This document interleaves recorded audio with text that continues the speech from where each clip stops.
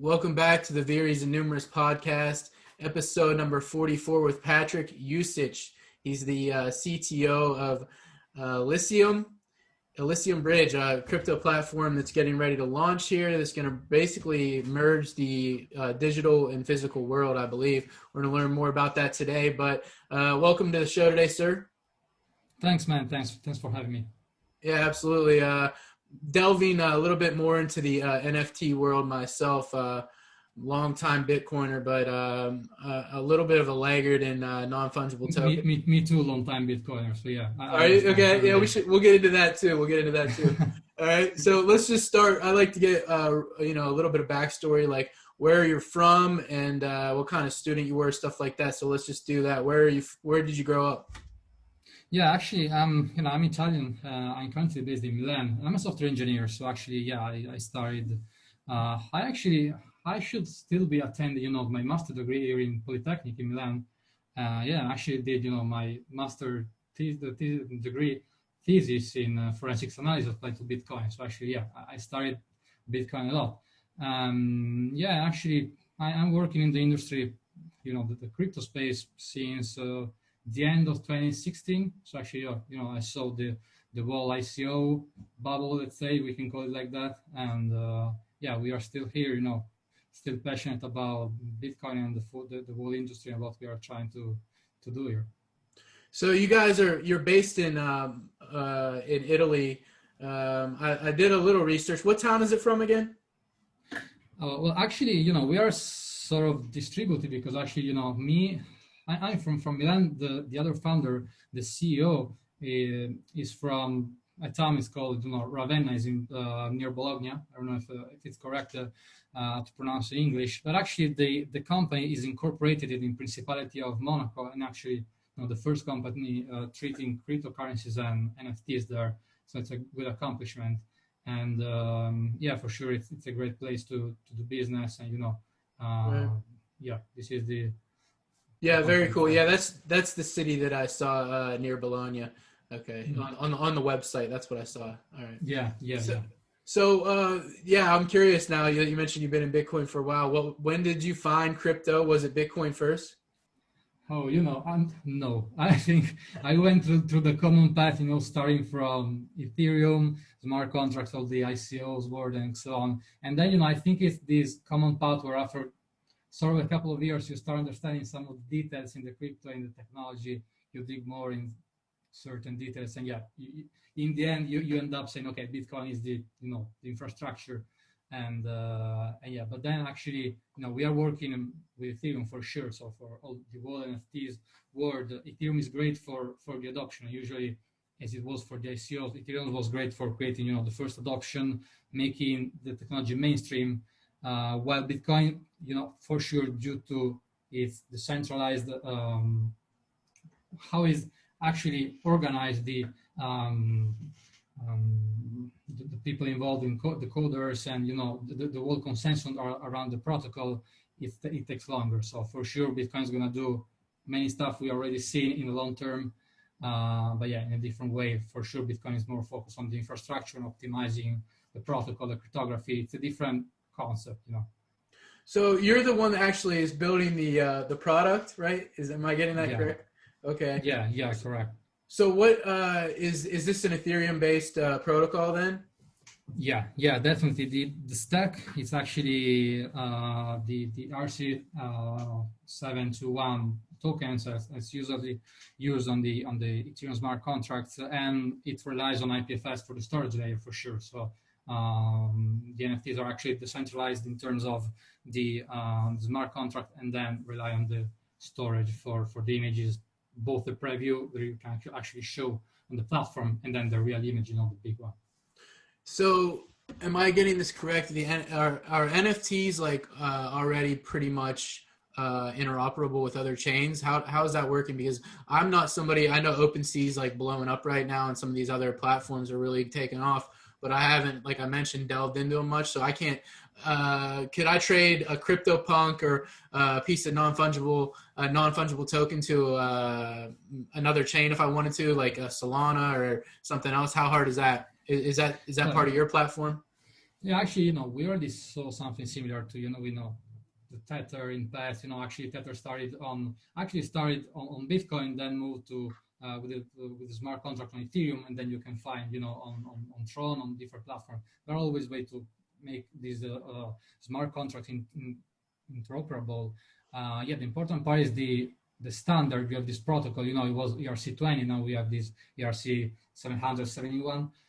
There is the one for NFTs that specifies, the field you should include. Actually, when you create the token, you always have the name, description, the image, and then you have other fields you can include, like for OpenSea, for example. You can have your theme, you can have your colors. These are all attributes you can include in the token. So you can, let's say, extend as much as you want.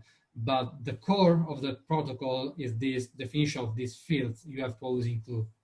Okay, very interesting. Yeah, I think that I envision a future where everything's pretty much cross-chain that has a lot of utility, and all these systems will work together. So I was curious what your take on it was. How did you? What was that moment like when you decided you were going to go full-time crypto? Did anybody tell you that like you're crazy? What was that Yeah, moment like?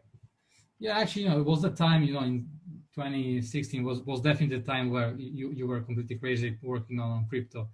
But it's great. I'm really proud of saying today everyone is involved. That's really great.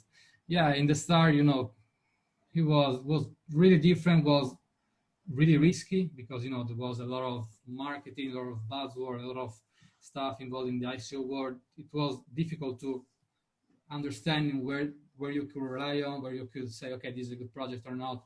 But yeah, in the long term, the time was always the judge. In the end of the day, you see who was really solid in terms of technology, in terms of the vision, also who wasn't. So yeah. What drew you to it initially? Just curious a little bit more about like how you got in. Was it the crypto anarchists? The decentralized, completely decentralized idea, the economics of it. What made you It's it, it's decide to do weird it? actually because I knew about Bitcoin before 2016 actually, but I started working on this security life system. Was basically I started working with this company. They wanted to create this secure live Unix based system. So it was basically a key you plug in and you have this operating system, and you can plug off since the whole operating system is loading in the RAM, in the memory. And it was basically a sandbox environment thought for just doing transactions. So the idea was, you have this completely volatile operating system in order to do transactions. And with transactions, I mean both banking transactions through VPN of these protocols and cryptocurrencies transactions. So I started working with this, and we implemented we actually installed the wallet and this kind of stuff. And then I started moving into this stuff, starting better. And then basically I moved on Ethereum because I started this collaboration with another company, and we started doing these keynote speeches around Italy, and we produced this video course about, in general, was mostly focused on trading, but then we had this technical section I worked on, and it was I explained what the whole ERC20 stuff, and it was 2017, so actually back in the days, and yeah, started like this, and then later I focused more. I work on an Italian exchange, so I focused more, on the nodes, configuration, this kind of stuff, and and there I studied more Bitcoin, and really, I went down the rabbit hole. You're never back. Right. Yeah. Once you go down the rabbit hole, nobody ever goes back to the old world. It just doesn't Yeah. happen. It doesn't happen. Where did you meet your partners in this project? Was that at the exchange, or did you meet them before that you Yeah. started working in crypto, or how did that work? This is very fun because actually my business partner was my boss in the first exchange I worked on. So he was trying to launch the first Italian exchange before drug trading moved back to Italy. So I was employed for this startup, and it was then the project didn't came out because actually it was really difficult in terms of bureaucracy to get out of with an exchange in 2018 in Italy was pretty impossible. It was pretty tough. But yeah, this is the way we met, and then We spoke last year about the new trends, the crypto, the space, and we discussed about this NFT stuff. And yeah, this is how the project started. Very cool. What can you let's talk about more about the project now. OpenSea, I like I mentioned, I got in there and just look around a little bit, but I haven't delved into it. Can you compare your platform to them in any regard? You guys haven't launched yet, so I'm kind of wondering what the protocol will look like, and for users and stuff like that. Yeah. So basically, the idea, since you're Italian, the first idea was, hey, we have these big brands actually with a huge history, and they have this museum with unique and inestimable pieces. They're a museum, but they actually don't really get the value they deserve. This was the initial idea because actually history is both so valuable and so easily forgotten. This is what one of the headlines we have. There is true. And so when we discussed about these NFT new meme, I actually for sure I knew the NFTs before they were actually called NFTs. I think I started hearing the NFTs acronym last year probably. But yeah, we discussed about this stuff and we said, hey, you know what? We are in Italy, we have these great brands and we can celebrate the history with this stuff. We can combine the history and the art because these NFTs allow you to create art, and we can combine this stuff in order to really celebrate the history of this brand. So this is what we did. We went to the Lamborghini family and we proposed them because they have this Ferruccio Lamborghini museum in near Bologna, and they have these unique, really huge pieces. They have these assets inside the museum, and then they also have these pictures of the history of the brand, And this is what we proposed them. We want to celebrate your history with this new meme. We want to create these NFTs of these assets in a unique ways, and we use the great photographic technique that is called light painting. So it's an incredible way where you can actually isolate these assets and create these great pictures. And then we want to involve great artists in order to create artworks for celebrating the history. And this is what we are going to do. The first event with Lamborghini's family is on September 25th. And yeah, this is basically the value proposition. So how we are different from other platforms. Basically, this is the main difference. So actually, for sure, the difference from OpenSea, there is actually the most decentralized and open platform is that we have a huge selection of what we do. We are really take care of the details. We want to celebrate the brand in the best way we can. So this is the main difference. There are many platforms today. There is super rare. It's an open marketplace today. Artists can upload their artwork and sell them on the marketplace. But our idea was to actually first focus on these big names, and we have huge partnership yet to come. So this is our value proposition. Yeah, I saw that that September Ferruccio Lamborghini drop is coming up, so that is pretty cool. I'm interested to see how that turns out. And and there are crazy stories about this brand that nobody knows. That for example, do you actually know how the Lamborghini sports car brand started? There is this history that is actually crazy. I actually went back in the days, was I don't know how many, maybe in the 60s, probably before. Actually, Ferruccio, the founder, went to Enzo Ferrari's, the founder of Ferrari, and he said, "Hey man, Ferrari are great, but actually, it's the clank, right? It's not that good. Use mine because Lamborghini started as a tractors company. Use mine, and your Ferrari is gonna be great." And the answer from Enzo Ferrari was, "Go back doing tractors." he came back and said, "Okay, I'm gonna do a sports car that is going to beat the Ferrari." So you have this crazy history, and it's great to celebrate the history. This is the crazy part. It's perfect for crypto too, because the win Lambo, Lamborghini phrase or whatever. Everybody wants a Lamborghini. Yeah. So what was that phone call like? You guys reach out to them on the phone and then go meet them in person, or did it handle it all over the computer, or what? Yeah, actually, my business partner, the CEO, is actually a great entrepreneur in Italy. He actually works in the telecommunications, so he had good contacts. He was able to actually get in touch with them. He actually lives not so far from them. It's actually an hour by car. So yeah, he was able to go there to the museum, talking with the Tonino Lamborghinis. They're actually the son of Ferruccio Lamborghini, the founder, and then with Ferruccio Junior, there is actually the son of Tonino's Lamborghini. So yeah, he explained the project. He's a great entrepreneur. He's really a great salesman. He was able to show them, explain them how it works, and the great opportunity. And they are really, really happy about this project. Yeah, that's pretty cool that they're getting into crypto now too with you guys. I was actually watching something with about Ferruccio's Kuntak or Kuntaj or however you pronounce it earlier today. So yeah, I was checking that out. What about like other artists? You're making it sort of exclusive in the beginning, at least. It sounds like it's gonna be pretty closed club for like people to get in to display their art and stuff. I think you have a forum maybe or somewhere out there Yeah, for artists. yeah. We actually have. If we also consider, the photographer that actually contributes with the NFTs, because actually the NFTs of the assets are going to be actually the pictures and an animation of the picture he captured.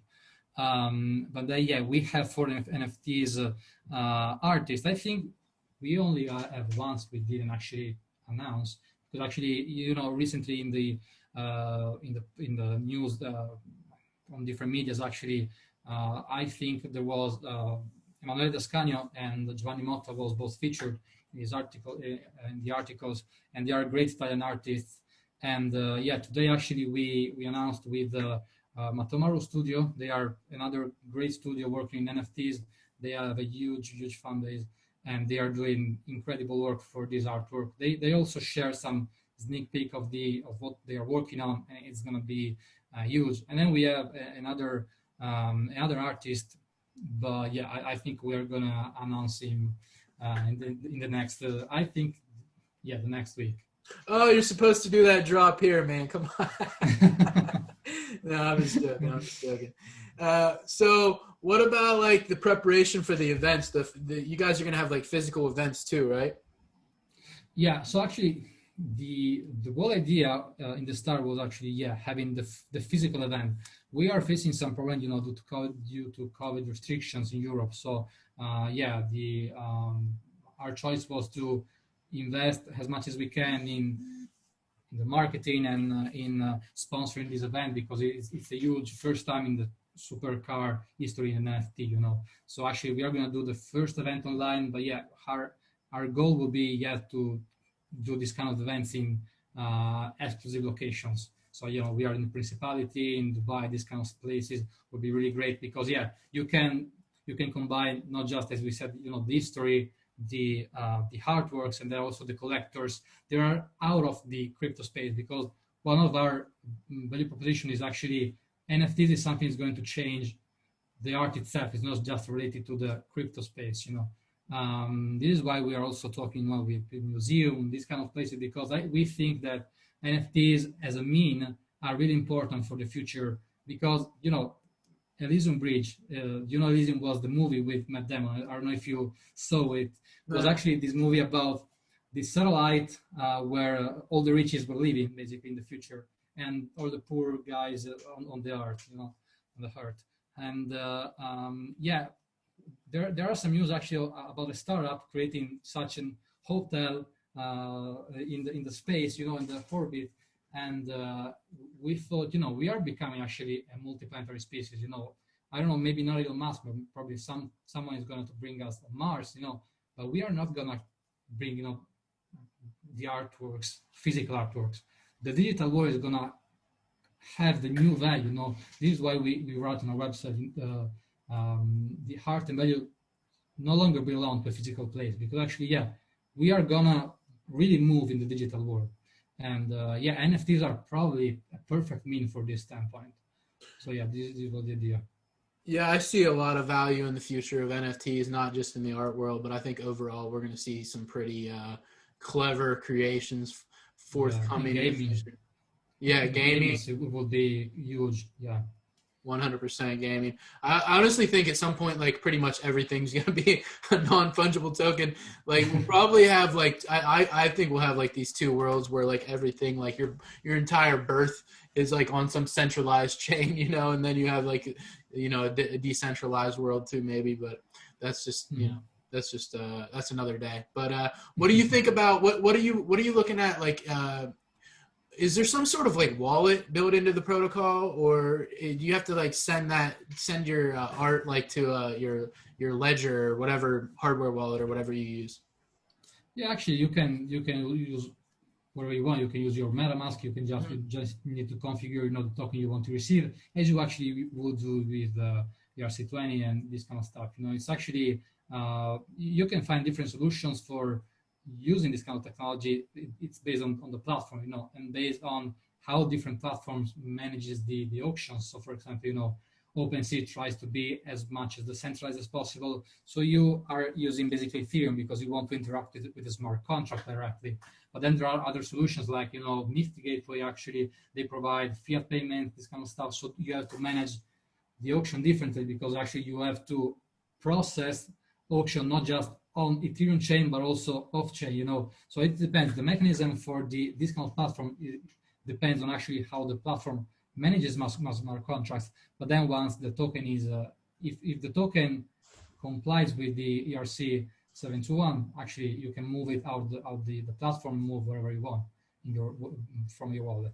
Are you guys in the process, or have you already looked at like which oracles or whatever you're going to use? I'm a big Chainlink advocate, so I'm curious if you guys are going to use somebody like that. Actually, you know, in particular, because we started from the idea of doing these physical events, the idea was exactly we need to manage the auction in such a way we can process both, you know, physical, I raise my hand, I want to bid, and Ethereum bids on the platform. So this we are in this standpoint similar to you know what Nifty Gateway does. So actually we first you top up your account, you can move your funds, and then you can participate in the auction this way. This is the only way we can manage the auction this way. So you'll actually have people online bidding with people in person. Is that what you mean? This is the idea of the physical events. Yeah, this will be the idea of having, you know, we have this the auction engine processing all the bids both from the platform and the physical events. This is actually what the platform is designed for. But for sure, with this platform, we can also manage online events. This is not a problem at all. Yeah, that's pretty cool. I'm excited to see that. So what about like yourself? Do you have a favorite artist? Do you have a favorite NFT artist? Are you going to be collecting any of these NFTs? Yeah, this is, yeah, definitely. I really love cyberpunk style. So yeah. I'm getting a tattoo on my left arm in October, you know, and it's going to be full cyberpunk theme. So yeah, I really follow this kind of art, and I'm passionate about that. I don't want to say more because actually my spoiler, the last artist, you know, so I don't want to say more. Okay. What about like just a couple more questions here for you before I let you go? What about the art, like the Lamborghini art? Can you tell us anything like in specific, like detail about like what sort of art it is, or is that sort of like a secret too? Yeah. Actually, we're gonna announce up to the end of September the NFTs involved. We can say we have, as I mentioned, both artworks from the artist. This is for sure a category you can identify. We can identify the assets from the museum, as we already discussed. And then, as I mentioned, we have also these exclusive pictures from, you know, the private life and the public life.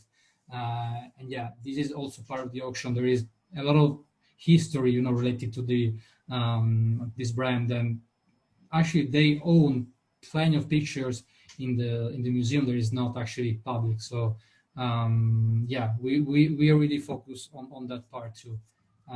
Yeah, something I didn't mention about the crypto art. You know, I'm really passionate about the cyberpunk, but actually the whole NFTs art has some specific shape. You know, it's really I really like this modern. You know, so people these kind of artists, they have this crazy style, and I really like it. I think this digital art is really great. I really want to have my NFT screen at home. And yeah, this is the future. What is Beeple? Beeple's like abstract, right? Is that like abstract sort of like Definitely, yeah. yeah.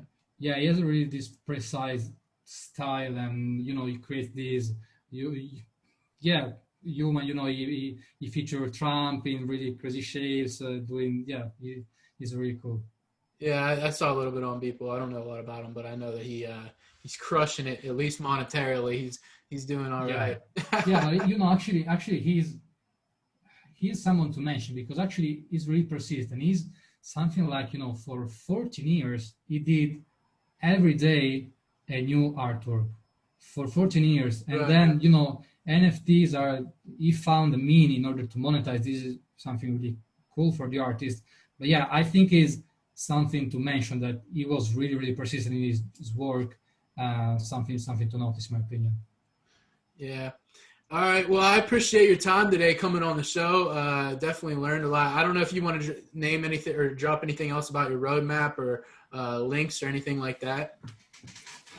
Actually, now we are really focusing on making the project being known around. We are going to be featured on some press media in the next days, and in order to target multiple places, because actually we are based in Europe. We have a lot of contacts here, but for sure, this world doesn't have you can go wherever you want. So for sure, we are focused on this part. We are gonna announce the last artist and the NFT pieces involved in the event. And for sure, we are going to come out with some great announcement also about the future. Now, what we are really interested in is making people understand that we are part of the community, because in particular for NFT community, you have these collector. There are actually also experts about technology, and they now see plenty of platforms and things they want to sell wherever. But for sure, what we want to do is to show them we know technology, we know what we do, we have different value proposition. There is a reason why we didn't just drop our NFTs on super rare. Right. This is something we want to communicate, and Twitter is actually the place for doing it. We are coming out with cool stuff there, and this is what we are focusing on. Yeah, I admire anybody building something like this. It's admirable to have your own product and your own company and be a trailblazer, because NFTs are still pretty new. They're like a nascent thing. So definitely. Actually, this is something, it's not trivial, because really often it's something people don't think about, what it means to actually come up with setting up a team, the technical team, in order to, set up the platform, create, you have the knowledge involved. And you have to, when you see a platform, something like that, you have to think about the work is involved. For example, for our project, it's not just about creating the platform, but then interacting with the artist, providing the freedom to the artist, because you have to respect the artist and their artwork. So actually provide them the freedom to celebrate something, always for sure respecting the brand, because we are talking about big names here, but interacting with the artist, with the brand itself, because for sure they you have to do everything fine in order to celebrate properly the brand. So there is a lot of work involved in organizing this kind of stuff, and this is something usually is something that you cannot consider, but there is a lot involved. Oh yeah, the back work, the work that goes into these type of things, people just take for granted. They just want something that's easy to use, so they don't really think about it. But it's very difficult to build. Yeah, but it's actually completely fair. The user wants the best experience possible. This is something you should always ensure. Probably something actually missing on Bitcoin. Some of the best involvements in Bitcoin and developments is actually about making better user experience. For using Lightning Network and all these new stuff. So. Definitely it's a huge part, something it's up to the development part, but there is a huge work involved. Yeah, I learned about you guys from Amelia Tomasicchio, so I'm gonna be keeping an eye out and see what you guys are up to. I'll have to have you back on here in the future and see how you're doing. Thanks, this is great. Yeah, I appreciate you coming on, Patrick. Hang on 1 second, I'll say a proper goodbye. So, thanks for having me. It was a pleasure. Thanks. You're welcome.